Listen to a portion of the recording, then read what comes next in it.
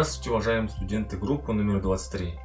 И сегодня я хотел провести с вами онлайн классный час на тему интернет-друг, враг или помощник.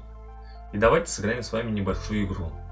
Игра заключается в том, чтобы я хотел бы услышать ваше мнение об интернете. Что вы думаете об интернете? Друг он вам, враг вам или помощник? Начнем играть? Интернет хорошо или плохо? С одной стороны, интернет хорошо. Почему? Потому что интернет дает больше возможностей человеку общаться с родными, с друзьями, с одноклассниками. В интернете можно узнать или увидеть то, что происходит в мире.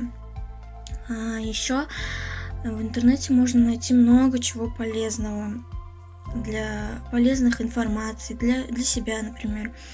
В интернете можно читать книги, обменяться фотографиями и так далее. Но с другой стороны, интернет плохо, приносит вред человеку. У человека ухудшается здоровье физического и психического, ухудшается зрение, ухудшается осанка.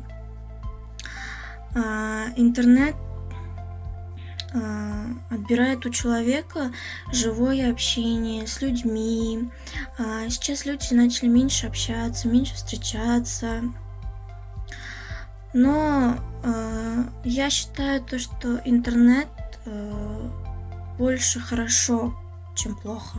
Интернет является другом, потому что дает возможность для саморазвития. Интернет — это хорошо и удобно. Я думаю, что интернет – это плохо, потому что люди становятся зависимы от него. Интернет – наш друг, ведь во время карантина мы продолжаем учиться и получать знания.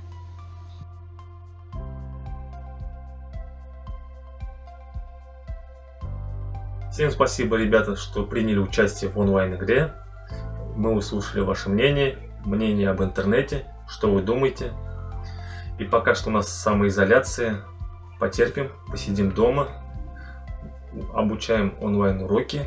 Всем спасибо за внимание. До свидания.